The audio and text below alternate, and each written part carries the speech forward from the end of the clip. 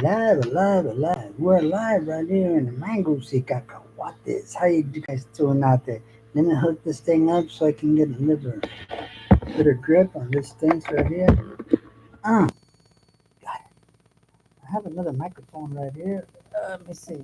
Maybe I should use this one, huh? It looks a little bit more professional than this rinky dinky thing. What's this? Not even an iPhone or anything like that. With earbuds. It's a chippy dinky thing from I don't know, man. But I can't see myself spending so much money on earbuds. They're good though. These keep on falling down, but you see now this one has some mic right here, and I don't even think it's working. But I know it looks a little bit more sophisticated. Sophisticated.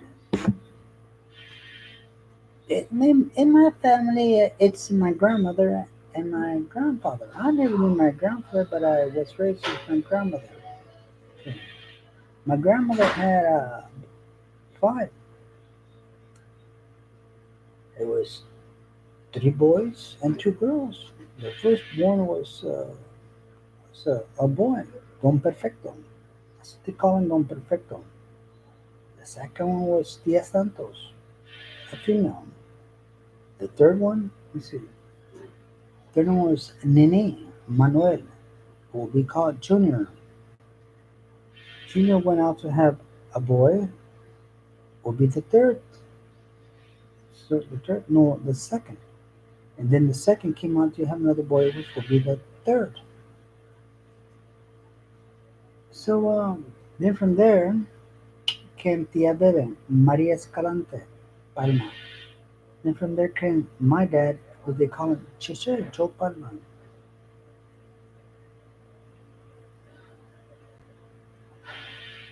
Perhaps out of the siblings, the children of the Palma, the most dysfunctional of them all is my dad. My mom, my dad, myself, my brother, and my other brother. Now I cannot speak for my other brother, the first one, no, the last one, Genaro. I don't know where he's at. He's someplace in Los Angeles. I have no idea. But it's not integrated. There's no communication between us three. We see us three grew up in different households. I grew up with my grandmother. My middle brother, Lincoln, is called Rodrigo, grew up with my aunt Santos, the second of my grandmother, the child. And Genaro went out to Mexico to Obregon to be with my mother. My mother couldn't take care of him, so because she couldn't take care of herself. She had seizures, epileptic seizures.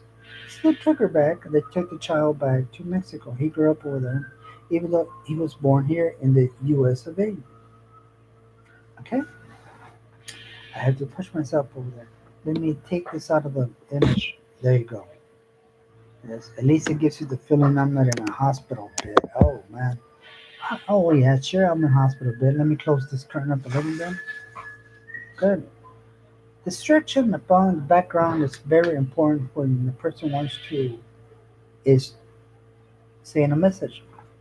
In many places of big ceremonies, they put a background behind it.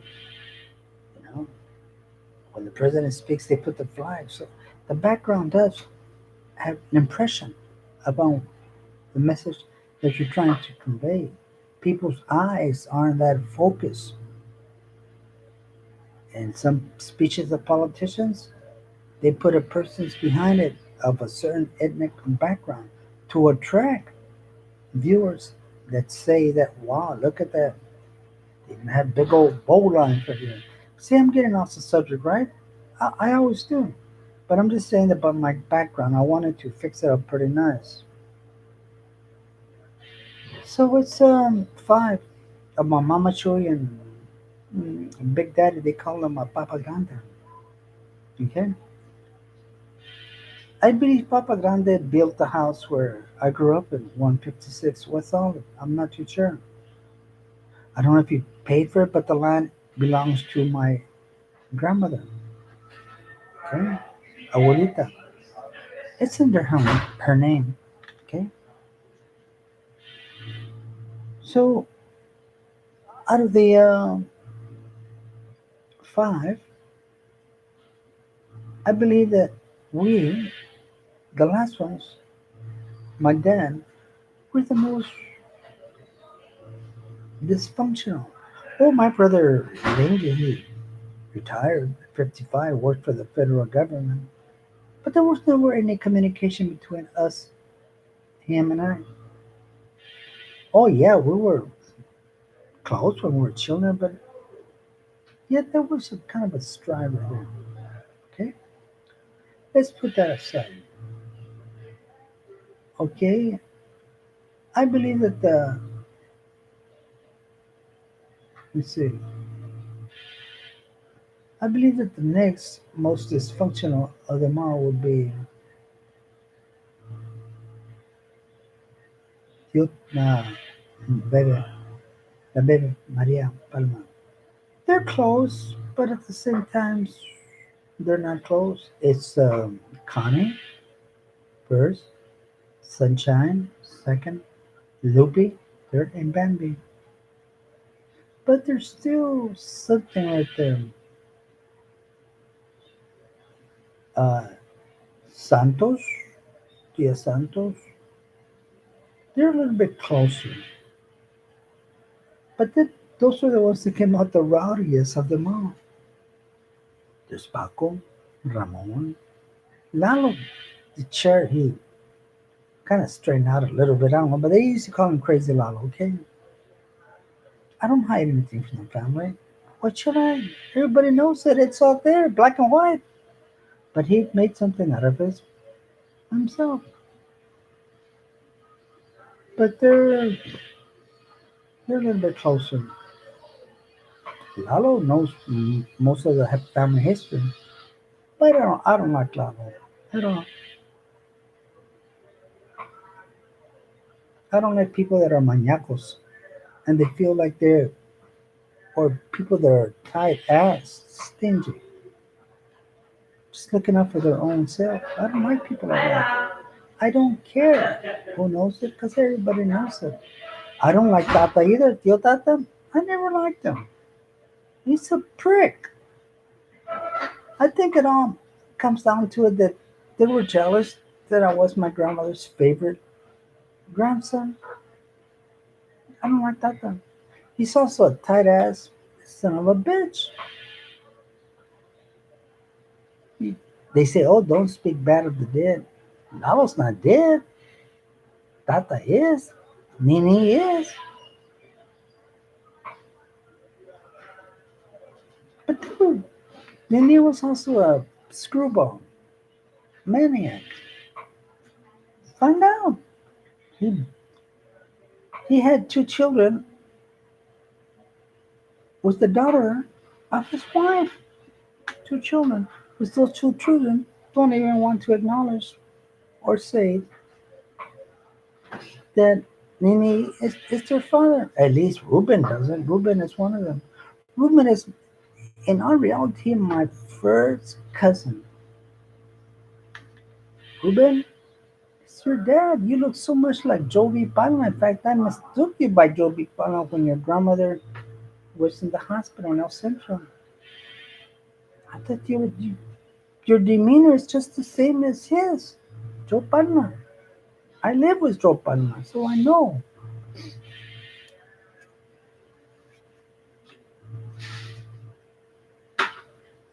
In spite of all that, I think the most, this is through Facebook that I have seen, the ones that are most integrated is Nini's family. Manuel, Esther. Now, Esther's a little bit off the wall. I have no idea why. I started to communicate with Esther through Facebook, but she does have a tendency to go off the wall. I don't know. Mental illness does run rampant in our family. Regardless if you want to say yes or say no, it runs rampant.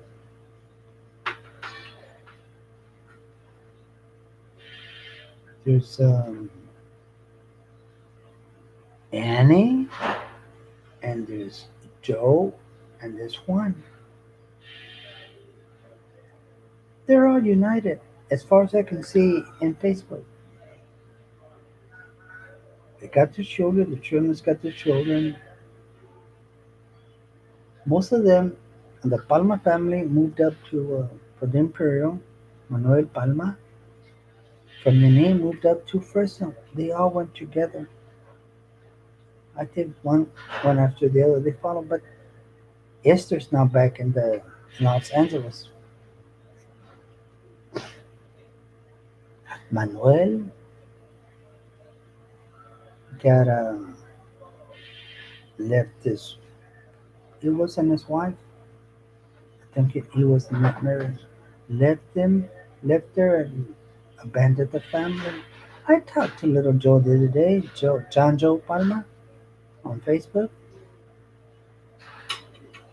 And I asked him how you know. He says, I grew up without a dad. That's why I want to be the man that I am right now. He says, does Manuel have any regret of what he did, or is he at fault? The flesh is very, very weak.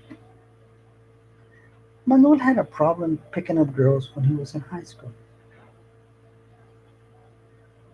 When he met his Maria, the sons of my cousins, it happened. From there it kicked off. But he's got a way to talk to women that I don't know. I give him credit for it. His last wife, the last wife, the mother of the child, Fabian, she had some drug problems. I don't know how she came about those drugs. I just don't know how. Beautiful lady. Damn, she's nice looking. One time Manuel went over the house where I was at and he said, oh, I got an 18-year-old girl. And she's living with me. Damn. One time I read through in Manuel's Facebook, it says, I'm very proud of my son. He's in the Air Force. I asked John Joe, if it was him, the one that's in the Air Force. He says, I don't know. I don't know which one you're talking about. I'm not trying to throw mud right here. Not at all. I just want to get my family book, my family tree back in order. And I don't want no lies about it. I was raped when I was younger. I don't want no lies about it. Tell it like it is. I don't want no lies about it that I used and sniffed glue and fell off a tree and I was whacked out of my mind and didn't know where to go and I stayed with my grandmother, my tia and juvenile hall and a bunch of problems that it caused. I don't why hide that shit? This is our family tree. This is my family tree. But I want to keep it going. But why lie? I started one. It's still there. But nobody came. Oh, the ones that are separated are the Padillas from the rest. Then there's Henry there in the tail end. He doesn't even know uh, Henry's. I don't know. Him and his menace or something else. But he's cousin. Maybe fourth cousin. You know? I found out that I'm older than Paul. Is also my cousin. I'm also older than Paul's father. He died of cancer. Paul and his wife was named Ruth, I believe. I was a few years older, so that means that when Tata had his first born, he had around 5 or 6. I don't know. They also adopted a girl named Mary Lou. She has no blood at all whatsoever about the family. In my Facebook, but an indirect way, I said. even though she isn't a Palma, but she has more Palma blood than all of us put together.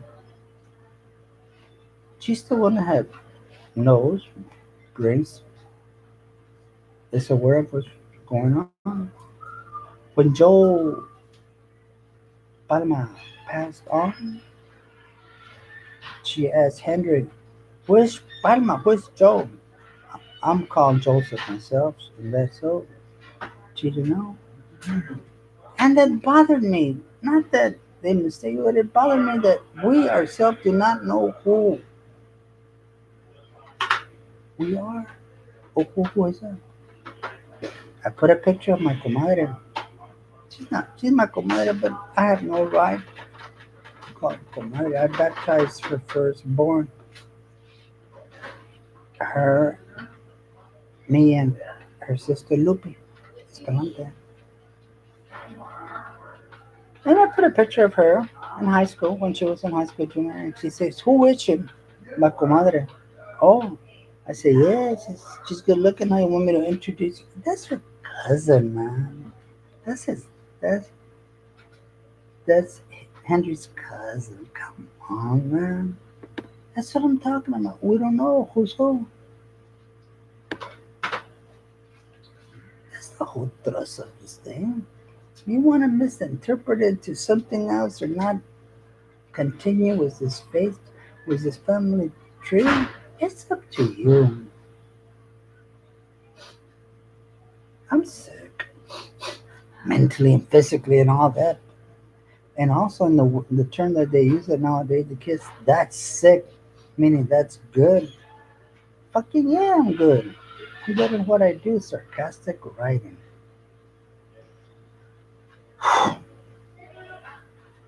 No más, no más.